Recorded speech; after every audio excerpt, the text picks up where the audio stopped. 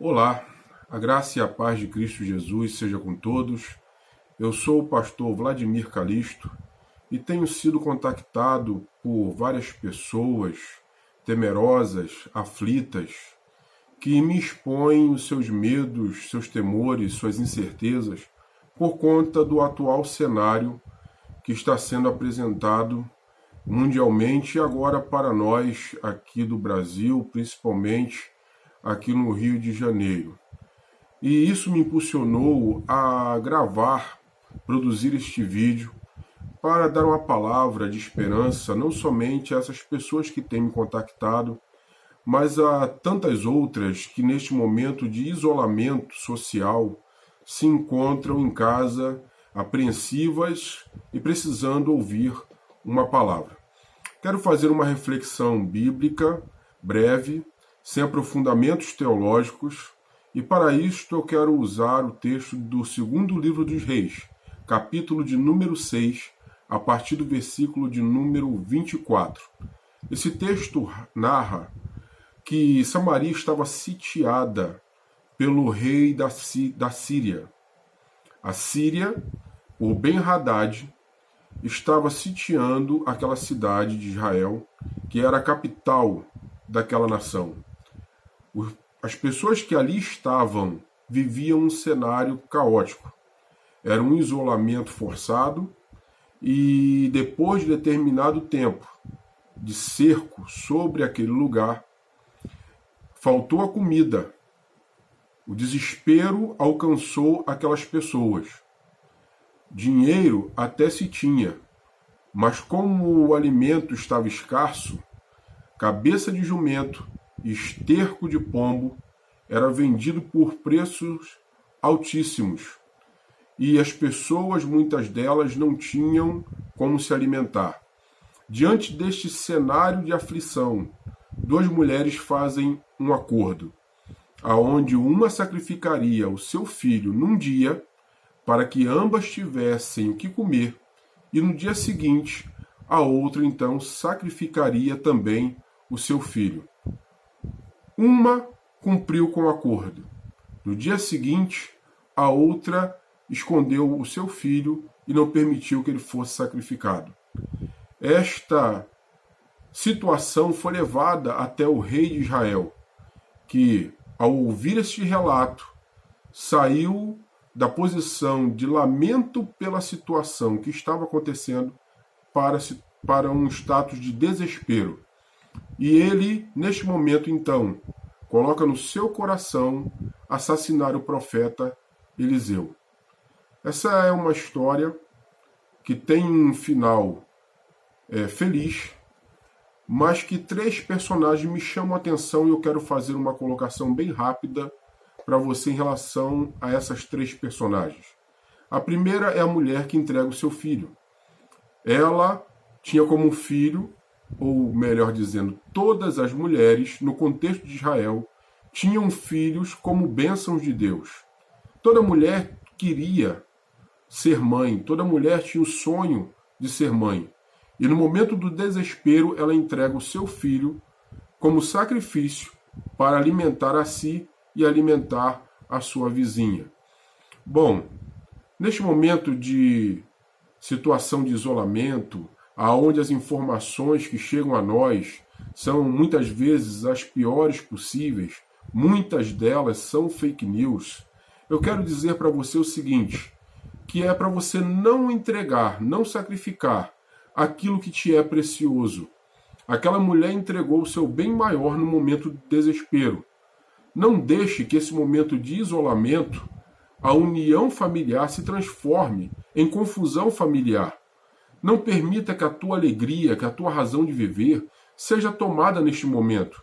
Aproveite, ore mais, ame mais, leia mais. Você está isolado, mas não está ilhado. Telefone para aquela pessoa que você não vê há muito tempo, que você não tem comunicação com ela há muito tempo. Procure saber como ela está. Dê para ela uma palavra de esperança também.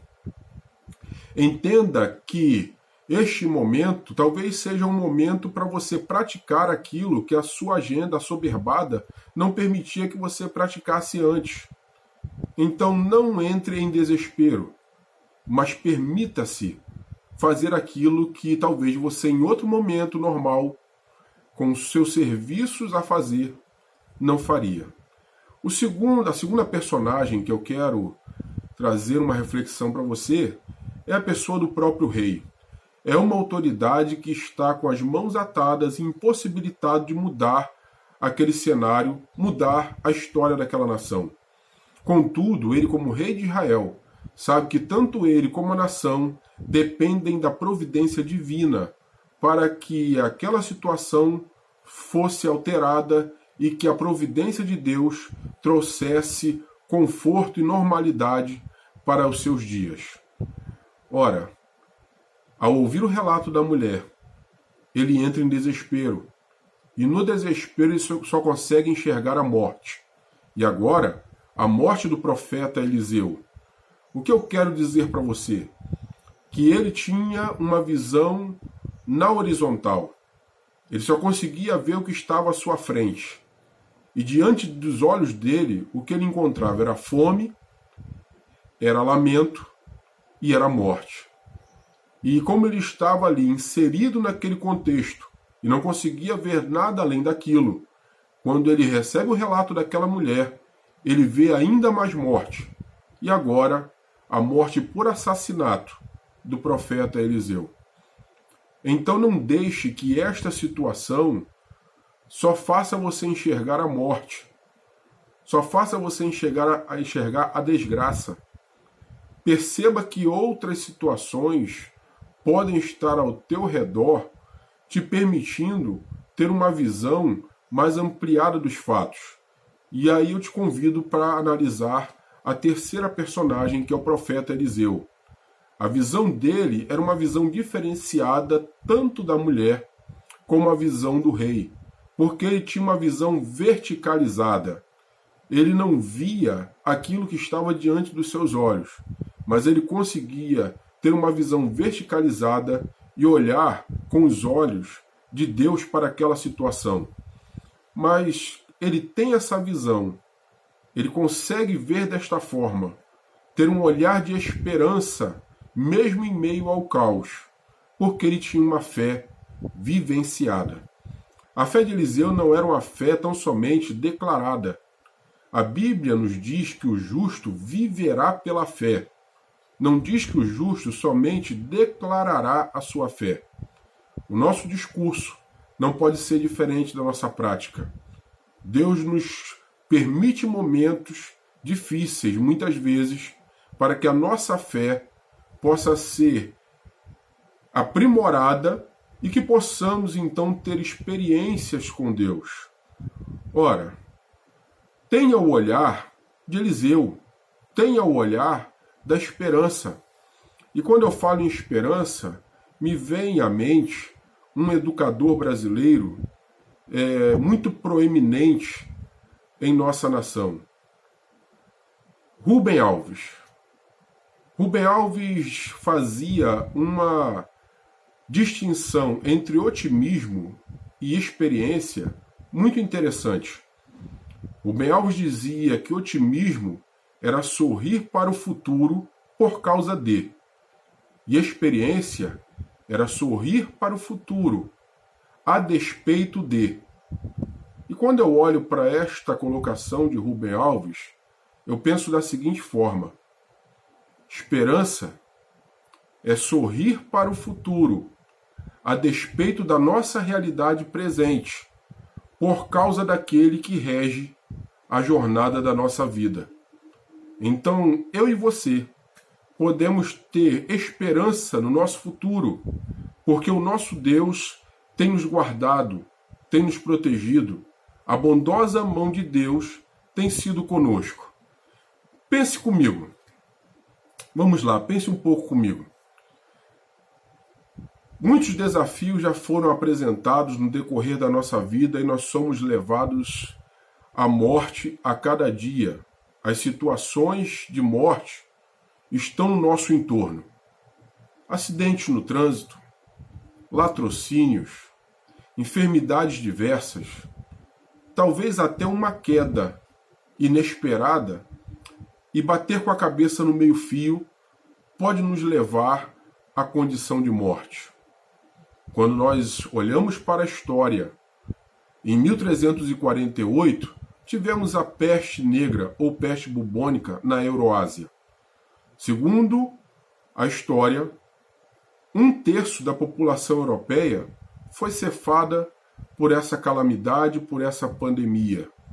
Aqui no Brasil, em 1918, que é um período mais próximo de nós tivemos a gripe espanhola, que milhares de brasileiros morreram por conta desta enfermidade. Nossos pais, avós, bisavós passaram por esta situação. E neste momento de calamidade, de 1918, nós tínhamos por manchete da Gazeta de Notícias, do dia 15 de outubro de 1918, a seguinte manchete: o Rio é um grande hospital.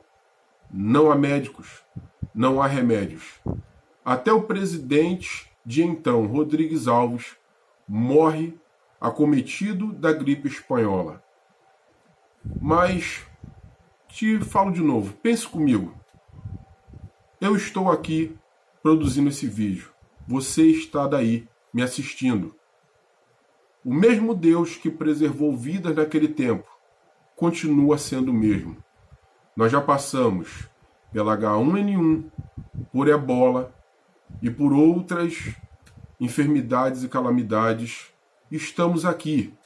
Então não deixe que o temor, que o medo roube a tua paz, roube a tua razão de viver. Receba esta palavra. Confie em Deus. Tenha o olhar de Eliseu, que é o olhar da esperança. Aproveite este tempo para que você possa ler a Bíblia. E se eu posso te aconselho a ler os evangelhos. Mas, pastor, eu não sou cristão, não sou crente. Não tem problema. Leia um livro de história, leia um romance, mas eu também te aconselho a pegar a Bíblia e ler os evangelhos, que é uma das maiores histórias de amor que você poderia ler. No princípio, talvez você comece lendo como uma história, como uma narrativa, mas a revelação desta palavra vai sendo progressiva para você. Vai chegar um tempo que você vai conseguir entender e ver o amor de Deus através de Cristo Jesus na vida daqueles que cruzaram o seu caminho. E finalmente você verá a grande expressão de amor de Deus pela sua vida. E ali você vai encontrar sentido nas páginas deste livro maravilhoso que é a Bíblia Sagrada. Então deixo aqui para você esta palavra. Confia em Deus, porque Ele tem te guardado até aqui. Feche os teus olhos comigo rapidamente. Eu quero fazer uma breve oração por você. Senhor bendito, Pai soberano, Deus eterno. Nesta hora eu peço a Ti pela vida desta pessoa, Senhor, que acabou de ouvir esta palavra, que está ao alcance da minha voz neste momento. Senhor, mostra para ela que Tu és o nosso socorro, bem presente na hora da angústia, que Tu és o nosso refúgio e fortaleza, que em Ti, ó Pai, nós temos a paz que excede todo o entendimento.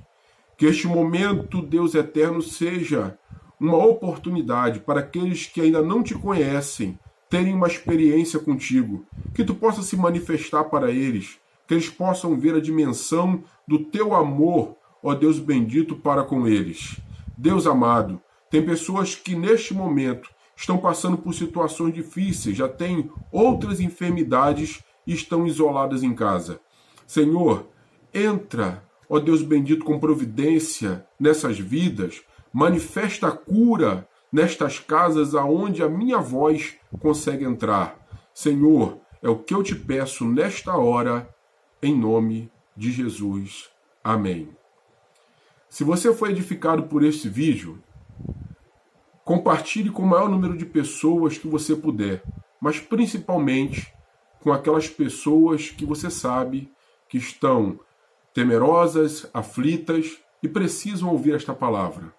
Deixo aqui a minha palavra para você e que Deus abençoe a todos.